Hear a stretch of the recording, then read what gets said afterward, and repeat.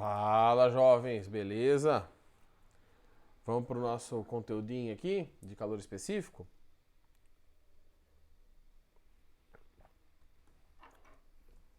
Para quem viu a aula da capacidade térmica, viu que na aula da capacidade térmica eu aquecia um bloco, um cubo amarelo, que eu não sabia nem o que era, e uma pirâmide meio roxa, meio lilás, e cada um sofreu uma variação de temperatura diferente. E a partir dali eu defini com vocês o que seria a capacidade térmica. Quando a gente está falando de calor específico, a principal diferença é que no calor específico a gente está tratando de substâncias e não mais de objetos, tá? Então, opa, deu ruim aqui. Eita, tô falando aqui. Deixa eu arrumar aqui que eu tô fazendo caca, gente, aguenta aí.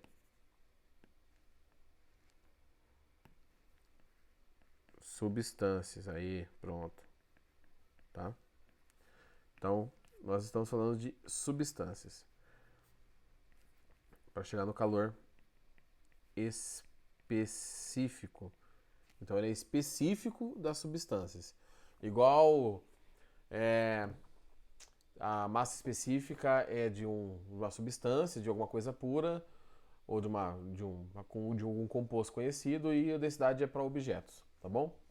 Então eu vou fazer um exemplo muito parecido com o que eu fiz naquela aula, que era o aquecimento, só que agora, em vez de usar objetos diferentes, eu vou usar a mesma substância, só que em quantidades diferentes, tá? Então eu vou colocar aqui o foguinho. O vizinho resolveu lavar o carro bem no meio da minha aula, então se estiver saindo o som aí, a culpa não é minha, tá bom? Então, vamos lá. Aqui o foguinho azulzinho, porque é o gás de cozinha, quando queima, né? A chama fica um pouco azulada. Bom, vou colocar então 2 potes aqui aquecendo. Potes que não vão derreter, tá? Não vão... Eles só vão transmitir o calor para o que está dentro. Tá bom? Eu vou considerar que essas chamas são iguais. Então o calor que elas vão ceder para o que está dentro desses recipientes é o mesmo. E eu vou colocar 2 quantidades de água aqui dentro. A água não é azul, mas eu vou fazer ela azulada para ficar mais fácil. Então temos uma quantidade aqui. E temos uma outra quantidade aqui.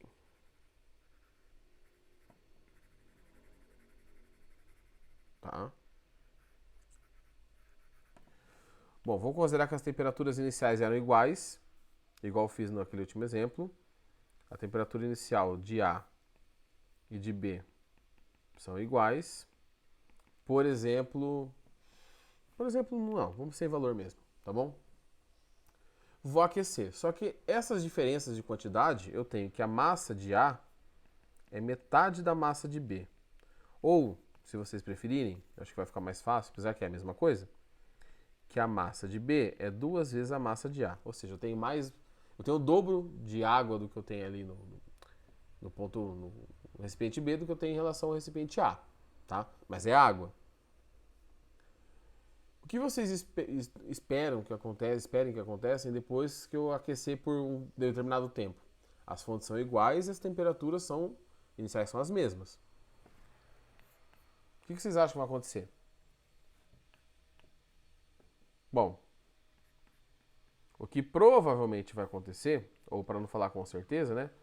Considerando o que eu falei para vocês com certeza, é que se a temperatura do final do corpo B é X, a do corpo A é 2x. Por quê? Porque tem menos água. Metade da água. Então, se eu tenho metade da água aquecendo, ela aquece 2 vezes mais rápido, não é? Ela vai conseguir 2 vezes mais temperatura. Se eu tenho o dobro, vai acabar aquecendo menos. Ou seja, a quantidade de massa, de quantidade de água aqui envolvida vai influenciar. Tá? Vamos lembrar do seguinte: capacidade térmica é a quantidade de calor sobre a variação de temperatura. Eu não falei para vocês, olhando aqui, tá bom? Olhando para o meu exemplo, que o B vai aquecer pela metade, vai ser metade da variação de temperatura? Por que vai acontecer isso? Porque esta capacidade térmica de todo esse negócio da água depende da massa. Então, a capacidade térmica, ela pode ser definida também desta maneira aqui, ó. Capacidade térmica é a massa vezes o calor específico. Ou seja, se eu tenho, deixa eu fazer aqui só um, meu Deus, aqui. Pronto. Se eu tenho um calor específico é da água, tá? É da substância. Calor específico. Aqui eu estou falando da substância, que no caso é a mesma. Então, nesse meu exemplo, isso aqui é constante, tá bom? Aqui eu tenho a massa e aqui eu tenho a capacidade, capacidade térmica. Se o volume B ali está aquecendo menos, significa que ele tem maior capacidade térmica. Ele consegue receber a mesma quantidade de calor e esquentar menos, onde tem mais água ali. Isso acontece porque ele tem mais massa. Então a gente agora consegue analisar se a substância é pura ou é feita de uma... o objeto tem uma constituição definida, tá? Quimicamente, eu estou falando aqui. A gente pode considerar que a massa também vai influenciar. O que a gente fez aqui em cima continua valendo, tá? Continua valendo quando a gente pensa para os objetos. Quando a gente tem substâncias puras, a gente está mexendo com substâncias puras, a gente vai trocar esse calor, essa capacidade térmica pelo calor específico vezes a massa, mc, que eu tirei dessa fórmula aqui de baixo, ó. Tá? Ou seja, se eu multiplicar cruzado, olha o que acontece. mc vezes ΔT é igual a quê? Ou, deixa eu ver alguma cor que eu não usei aqui ainda, o roxo mesmo, que a quantidade de calor é mc vezes ΔT. O famoso, não para vocês, mas para as pessoas que já estudaram, o famoso que macete, tá? Essa equação é a equação fundamental da calorimetria,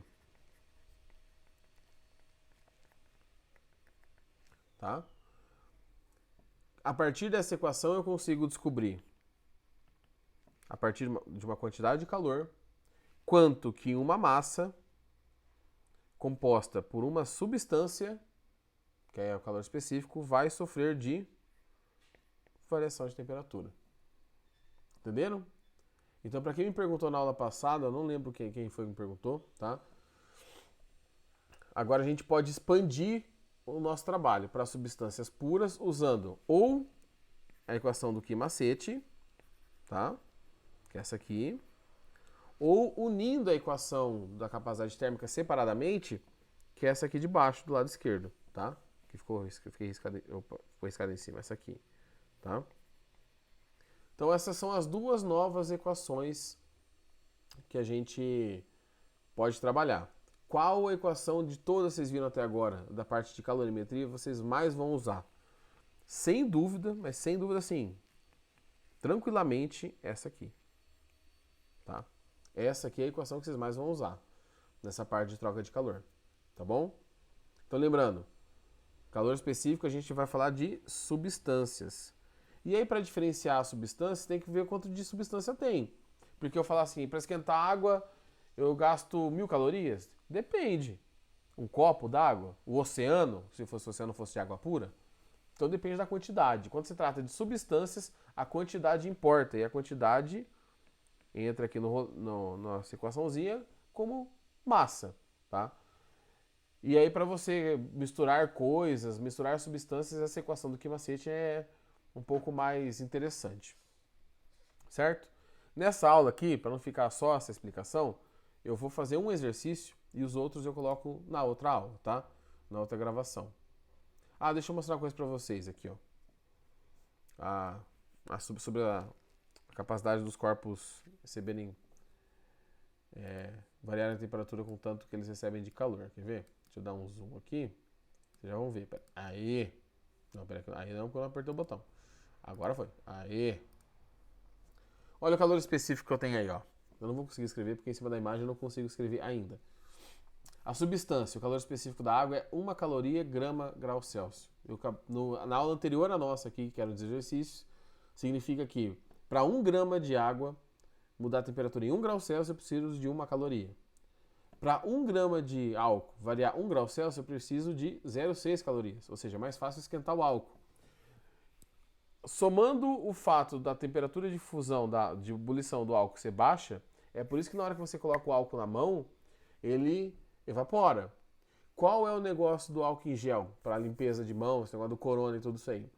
O álcool em gel, ele faz com que ele fique mais tempo na sua mão. Ele tem a mesma concentração que o álcool antigamente de cozinha tem, porque hoje o álcool, há alguns anos já ele diminui a concentração, que é lá por 70%, que é o necessário para esterilizar não, mas dar uma limpada na mão. Vamos falar que é esterilizar, tá? E o gel faz com que ele demore mais para receber calor. Demorando mais para receber calor, ele consegue agir melhor. Então por isso que tem que ser o álcool em gel, não adianta ser o álcool comum, tá? Nem álcool de posto, não adianta, porque ele evapora muito rápido, tá?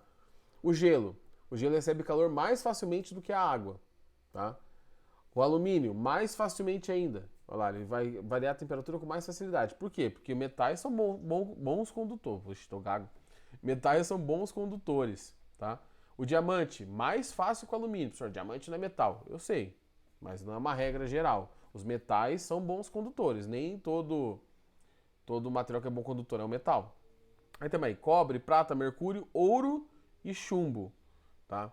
Então os melhores condutores ali dessa tabela são chumbo e ouro.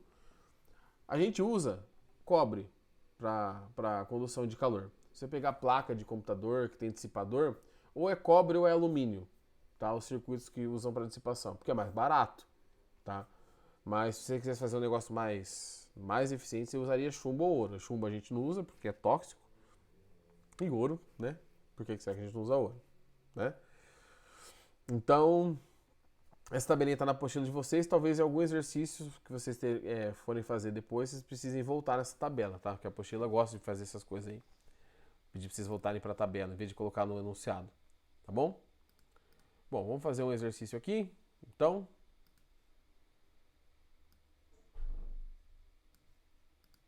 um teórico, tá?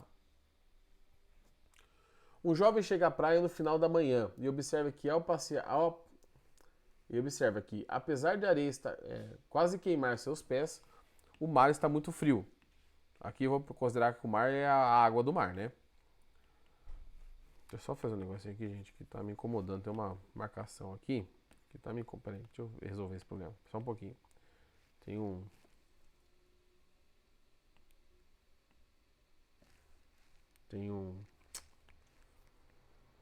Ah, foi assim, pronto. O risco estava amarelo, estava me incomodando ali. Então, o mar está gelado, a areia está quente. Considerando quantidades iguais de água e areia, podemos afirmar que a água demora mais para se aquecer, pois precisa de maior quantidade de calor para sofrer a mesma variação de temperatura sofrida pela areia. Essa explicação está associada ao fato da água ter. Presta atenção que no enunciado ele falou assim, mesmas quantidades, ou seja, ele falou que a massa é igual. Então eu vou usar esta relação aqui, ó. O que macete, tá? Se isso aqui é constante, tá bom? E a quantidade de calor que está recebendo é a quantidade de luz que vem do sol, né? Transportando energia. Então a quantidade de calor recebida é constante. O que está mudando? Tá? Para tudo isso aqui continuar sendo constante, se a variação de temperatura é maior, significa que o calor específico é menor, tá? Ou seja, a areia que aquece mais rápido, ela possui um calor específico menor do que a água. Então, o calor específico da areia, isso aqui é minúsculo, tá? Porque eu não fiz aquele risquinho no meio. É menor que o calor específico da água. E é por isso que no final da tarde, quando está anoitecendo, a areia esfria rápido e a água continua um pouco morna. Porque se esse objeto esfria muito rápido, esquenta muito rápido, ele também esfria muito rápido, tá? Então, na mesma velocidade, vamos dizer assim, que o corpo esquenta, ele também vai esfriar. Então, o calor específico da areia é menor que o calor específico da água.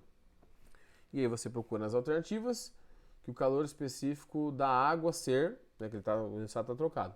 O calor específico da água é maior que o calor específico da areia. Alternativa A, tá? Se você estiver sentado vendo isso aqui na sua casa e tiver um móvel de madeira que ninguém estava encostando, ele está ali no ambiente, e alguma coisa metálica, se você não estiver vendo pelo seu celular e não estiver no seu bolso, pega o seu celular e faz esse teste. Segura o seu celular, tá? E põe a mão, segura o celular com uma mão e põe a mão no sofá com a outra.